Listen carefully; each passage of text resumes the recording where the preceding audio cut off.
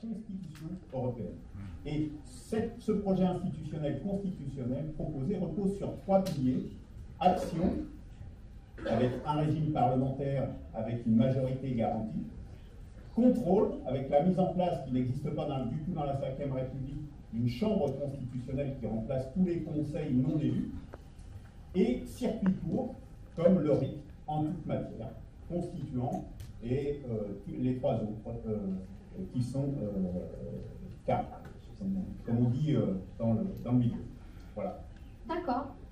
Merci beaucoup, très bien. On peut l'applaudir. Donc je vous rappelle voilà, que vous avez 1 minute pour répondre à cette question. C'est un peu court, mais tout le monde a le même temps de parole comme ça, et puis tout le monde est obligé d'être un petit peu concis. Est-ce que je peux proposer à Amina Bakar de répondre à cette question, s'il vous plaît? Micro 6. Le micro.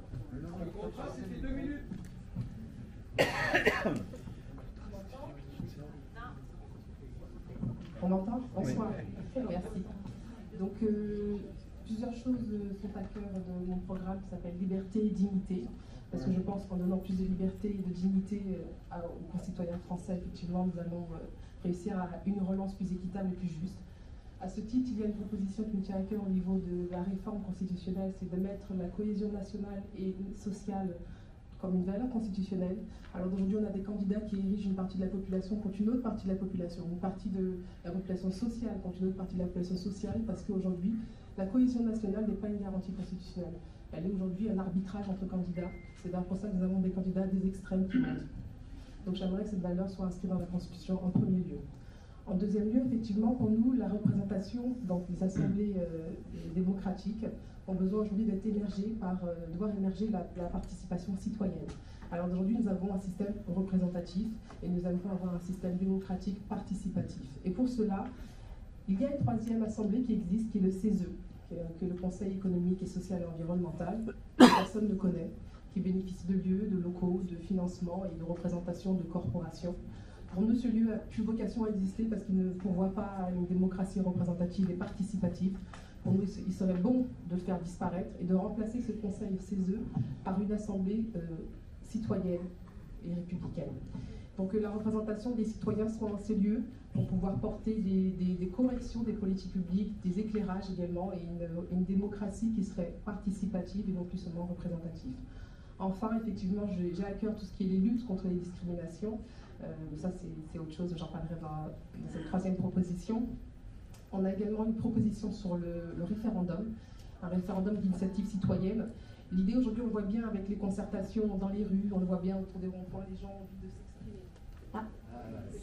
Voilà, c'est qu'il y a 1 minute pour passer. Désolée, dans ton main.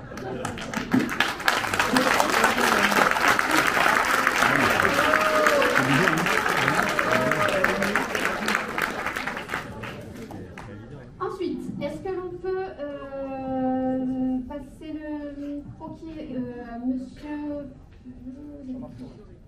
Oui, Fiori. Monsieur Fiori, allez-y. Non, c'est bon, c'est en minute. Non, allez-y. 1 minute, c'est parti.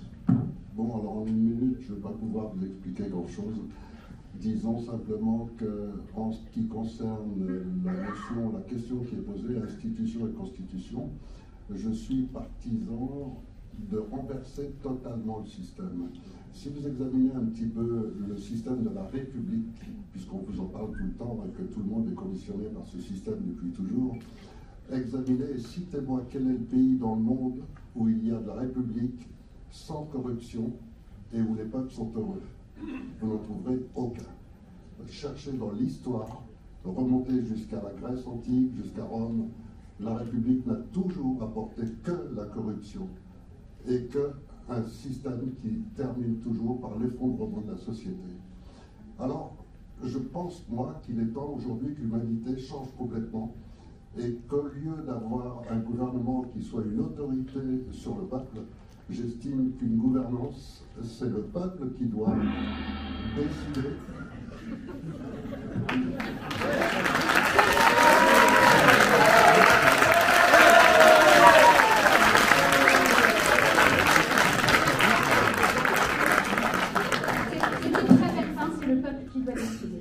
Exactement. Fabrice Grimal. Oui. Alors effectivement, ça va très vite. Vous n'en voudrez pas si je parle un petit peu vite. Voilà. Allez-y. Alors déjà, pour faire de la France une démocratie, il faut commencer à sortir de la dictature sanitaire en cours et donc abolir toute forme de passe sanitaire.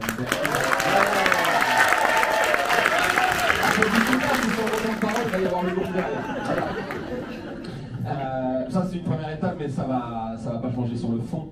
Sur le fond, les citoyens ont besoin d'initiatives, ils ont besoin de valider ce que font les politiques, ils ont un besoin d'une meilleure représentativité et d'un contrôle. Okay, donc pour tout ça, à la Concorde citoyenne, on a élaboré des solutions.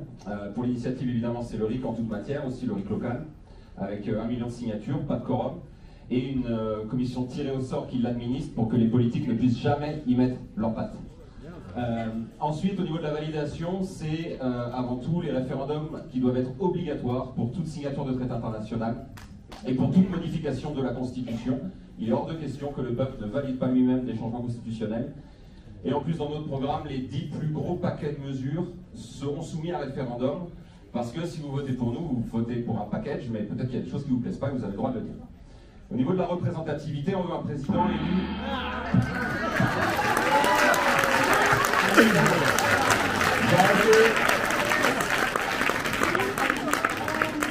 voulais proposer peut-être à nos invités d'intervenir peut-être sur ce thème. Je sais pas, David Guyon peut-être. Je sais que ça t'inspire ce genre d'initiative. Super. Salut. C'est maintenant, c'est top. Est-ce que ça lui met? Merci. Oui, je peux me lever? Oui, super. Bon, effectivement, c'est un thème qui me parle bien puisque j'enseigne à l'Université de droit de Montpellier le droit constitutionnel. Donc on parle beaucoup de référendum. Je pense qu'il est quand même important de comprendre que le référendum, c'est pas uniquement quelque chose de positif. Il y a aussi des référendums qui peuvent emporter des éléments négatifs. Deux choses. La première, c'est que parfois, finalement, on vote plus pour la personne qui pose la question que la question elle-même. On l'a vu avec le général de Gaulle. Et deuxièmement, parfois, vont voter des gens qui sont particulièrement intéressés par le référendum, ce qui va exclure une partie de la population dont le seul tort sera de se désintéresser de cette question. On a un exemple dans l'État de Californie aux États-Unis où effectivement ils ont voté massivement pour une baisse des impôts. Alors effectivement, tout le monde était plutôt pour cette baisse des impôts, sauf que derrière, en fait, ça a été l'effondrement des services publics. Et par la suite, effectivement, il y a eu une réaugmentation des impôts. Donc on voit parfois que le référendum n'est pas forcément la solution à tout. Donc voilà, j'appelle les candidats, bien entendu, à réfléchir aussi à ces inconvénients qu'emporte avec lui le référendum. Merci beaucoup.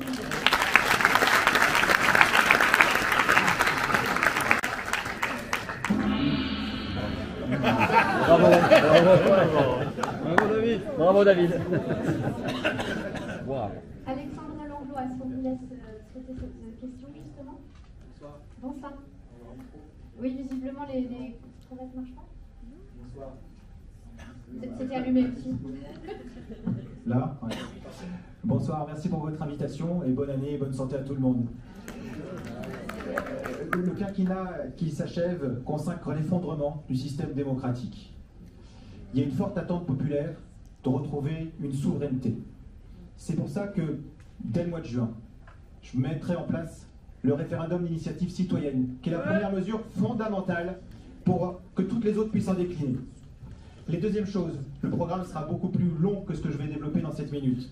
Il y aura effectivement beaucoup trop de députés aujourd'hui. On n'en voit pas beaucoup à l'Assemblée nationale. Donc c'est pour ça qu'on propose des binômes mixtes et paritaires de 251 députés. Donc à la fois il y en a un qui soit dans l'Assemblée nationale et un qui puisse être en territoire. Ils peuvent se relayer avec un quorum de 50%. Ce qui évite de voir des hémicycles vides, mais qui des fois peut nous servir comme la nuit dernière. Bon, malheureusement. Il y a également en place la mise en place du jugement majoritaire, pour qu'on puisse avoir des nuances dans l'expression de ce qu'on veut décider. Il y a aussi les élus locaux, qui ont été oubliés toutes ces dernières années.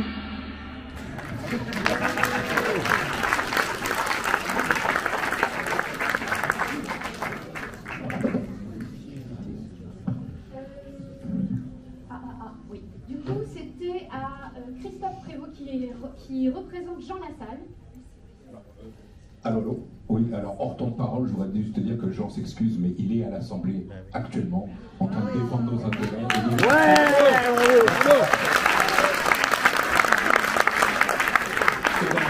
Et donc dans ma minute, je vais vous expliquer juste une chose, la Constitution est bafouée, les institutions sont dévoyées, donc Jean Lassalle veut retaper la France. Retaper la France, c'est-à-dire repartir à zéro et remettre dans tous les territoires la possibilité à tout individu, tout à chacun, tout citoyen, de pouvoir donner sa parole et de décider à la place d'une petite poignée aujourd'hui qui nous gouverne. Donc, à l'image d'un building qu'on doit retaper, on n'a jamais vu dans ce building un seul ouvrier. Aujourd'hui, Jean a besoin de toutes et tous, parce que la première chose qu'il va faire, c'est redonner la souveraineté au peuple français. La deuxième, c'est de, comme est écrit dans la Constitution, laisser les citoyens décider de leur vie, décider de leur avenir, en toute connaissance de cause. Et la troisième, ça va être de mettre en place, et je reviens sur ce qu'a dit notre amie Amina, d'enlever ces conseils économiques, sociaux et environnementaux qui ne servent à rien et qui coûtent un pognon de dingue.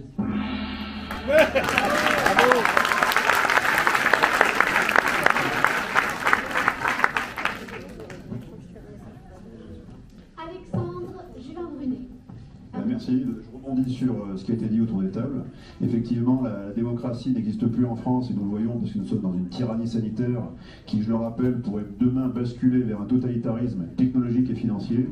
Donc soyons très vigilants. Je ne suis pas sûr d'ailleurs que les élections présidentielles se tiennent, mais si elles se tenaient, nous avons un programme qui inclut d'abord 10 référendums. C'est-à-dire que quand le président sera élu, on proposera 10 référendums pour démarrer, et 2 de ces référendums concerneront premièrement la réforme, c'est-à-dire est-ce que vous voulez réformer les institutions de la Ve République qui ont été vidées de leur substance depuis 60 ans. Elles n'existent plus, il n'y a plus de souveraineté, il n'y a plus de voix du peuple. Est-ce que vous voulez faire une constituante? Et ça, c'est le peuple qui devra choisir. Donc c'est pas en élisant un président qu'on a déjà un programme et qu'on va savoir ce qu'il va y avoir comme constitution, c'est une fois que le président est élu, il doit redemander au peuple. Qu'est-ce que vous voulez faire? C'est votre voix, la souveraineté vous est rendue. Vous allez élire quelqu'un qui va vous redonner cette souveraineté dans toutes les étapes ensuite sur les mois et les années qui vont s'ouvrir. La souveraineté, ce n'est pas une seule élection, ça va être toutes les semaines et tous les mois sur les 5, 10 et j'espère 50 prochaines années.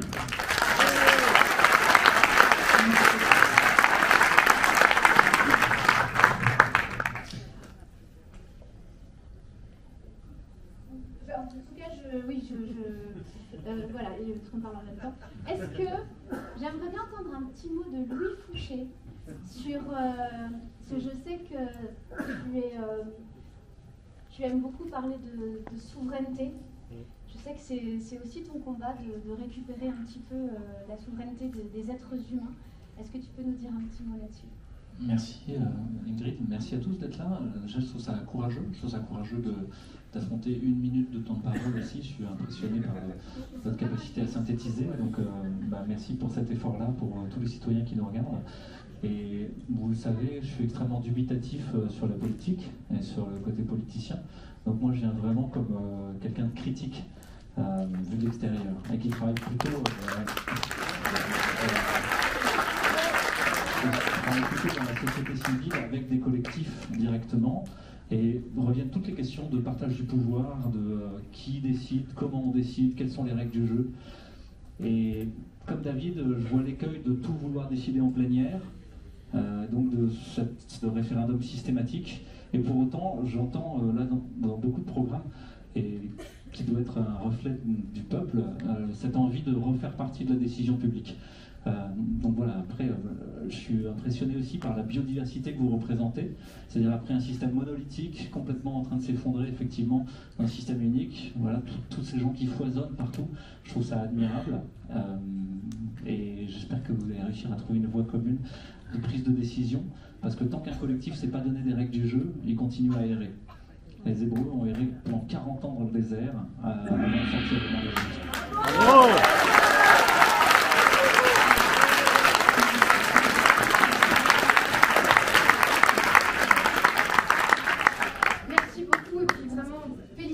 À vous parce que c'est vraiment pas évident de s'exprimer en une minute. Du coup, on donne la parole à Chapoura Topal. Alors, j'ai des petits accessoires à vous montrer.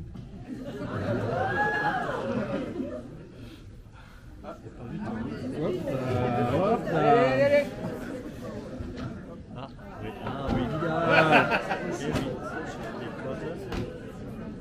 Et là, vous m'entendez? Là, j'ai 3 codes. Code de procédure pénale, code pénal, code électoral.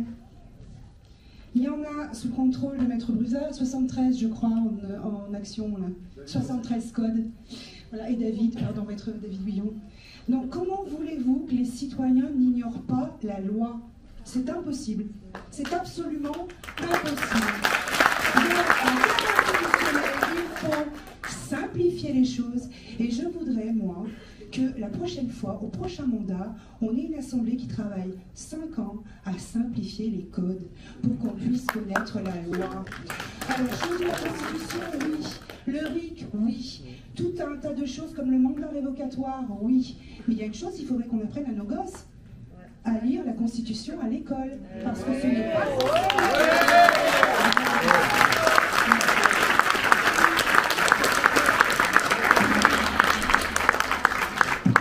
Et avant une minute. Bravo.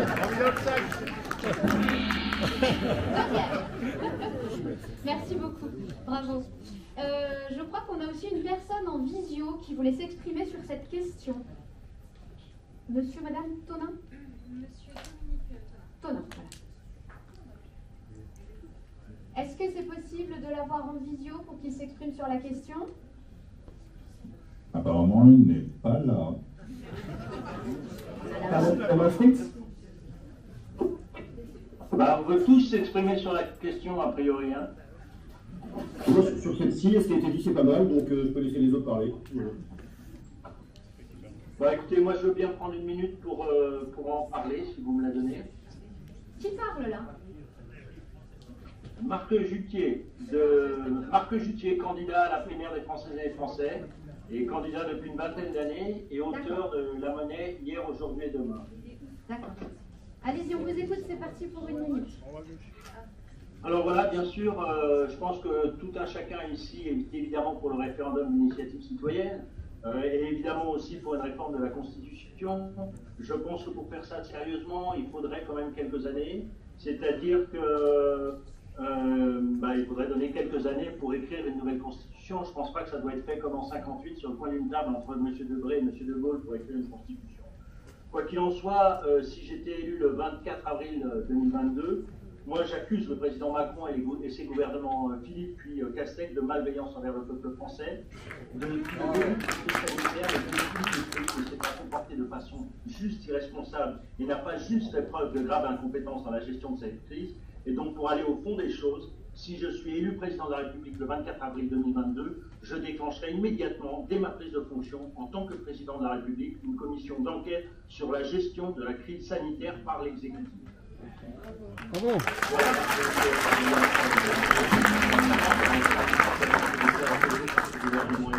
La ministre aura lancé la vie économique durant des mois. Le temps est écoulé, désolé. Merci beaucoup en tout cas pour votre intervention. Merci. On passe à la deuxième question. Je veux bien m'exprimer là-dessus. Ah, Caro, il veut dire un petit mot. Est-ce que vous pourriez passer le micro? Super. Merci. Excusez-moi, est-ce qu'on m'entend? Oui, Clara, vous on n'entend rien. Juste après. Non, mais ils sont pas. Désolé, ils sont pas prévus sur ces questions-là pour l'instant. Comme tu veux. Ouais, sinon. On peut donner une minute à Clara?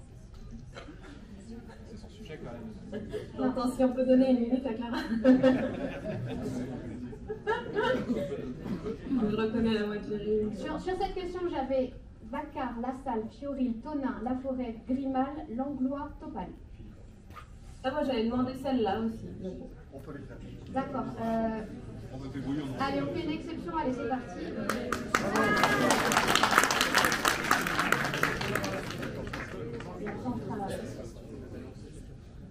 Allez-y, Clara, vous écoute. Ah, je prends 45 secondes pour m'excuser du mécontentement. Voilà, nous, on se rejoint sur le constat de l'oligarchie. Et ce qu'on souhaite au sein d'Espoir X, c'est donner le plus grand pouvoir aux citoyens, c'est celui d'élire et de voter directement des changements constitutionnels et de faire des élus ceux qu'ils sont, c'est-à-dire des employés des citoyens. Et pour cela, il faut que chacun respecte sa fiche de poste. Or, ce qu'on veut, c'est revenir au rôle d'un Parlement qui fait la loi, d'un président qui ne gouverne pas. On veut absolument sortir du monarque qui décide, qui passe à la télévision et qui donne son avis sur tout et n'importe quoi, et qu'on retrouve vraiment des contre-pouvoirs, que la décision parte du bas vers le haut dans notre pays et qu'on cesse de subir des décisions monarchiques toutes les semaines au rythme des évolutions de la politique sanitaire.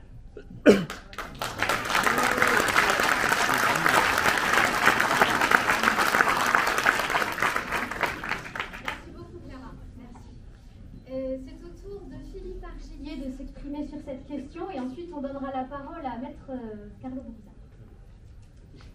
Ça devrait être bon le micro. Est-ce que le micro? Non. Le micro marche? Alors essayez si vous le pouvez, voilà, quand vous passez le relais, eh bien vous n'y touchez plus et comme ça il marchera tout le temps. Est-ce que c'est bon là-haut? Est-ce que vous m'entendez? Oui.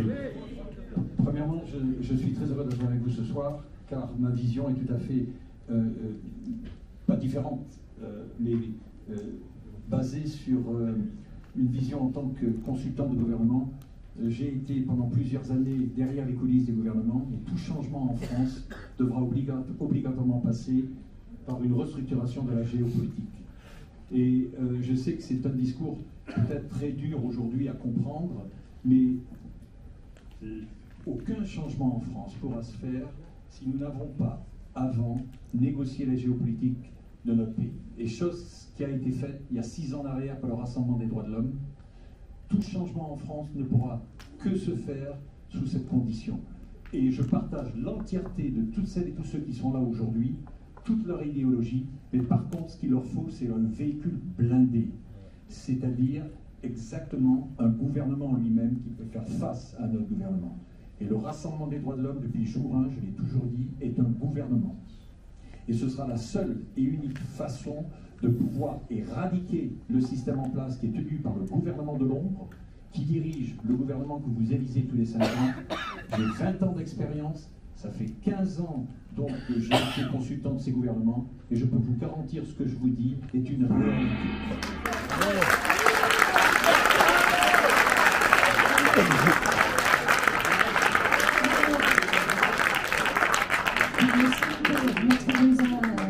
Oui, exactement. Donc, on va passer le micro à Carlo, sans toucher les boutons.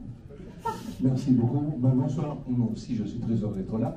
Mais je voudrais partir des codes qui ont été mis sur cette table. Et Jean Carbonnier, qui est un grand professeur de droit, disait que le cerveau humain n'est pas aussi grand aujourd'hui et pas aussi puissant pour mémoriser l'ensemble de règles qui sont posées. Or, vous avez parlé tous de la Constitution. La Constitution est le symbole de l'unité d'un peuple. Or, pour parler d'unité d'un peuple, il faut encore déterminer s'il existe d'abord un peuple, s'il existe un État et s'il existe un gouvernement qui est rattaché à cet État-là. Parce que quand vous parlez de souveraineté, si vous n'avez pas la possibilité de maîtriser votre politique à l'intérieur d'un espace, de élire des gens qui vont prendre des décisions pour régler les problèmes du peuple, tout ceci est un postulat qui est totalement faussé, parce qu'aujourd'hui, le gouvernement est une gouvernance avec l'interférence de l'Europe. Je vous rappelle tout simplement que nous avons abandonné notre souveraineté monétaire. Avec l'euro, nous ne battons plus monnaie. Nous avons l'Europe qui décide. Et là, vous parlez de la crise sanitaire. La crise sanitaire est la démonstration que la France et l'Italie et les autres pays ne gèrent plus rien, parce que c'est l'Union européenne, avec Mme von der Leyen, qui a négocié les contrats pour les fameux pseudo-vaccins qu'aujourd'hui polluent et empoisonnent le peuple français et le peuple d'Europe. Donc je crois que, attention, parler du référendum, parler aussi, part d'un postulat d'avoir un État, d'avoir quelque chose de lequel on peut se autogérer. Mais nous ne pouvons pas à ce moment, je ne veux pas proposer le Frexit ou le Brexit, etc. Mais ce qui est très important, c'est qu'aujourd'hui, la France, l'Italie et chaque pays d'Europe n'existent plus. Parce qu'aujourd'hui, il n'y a plus l'Européenne.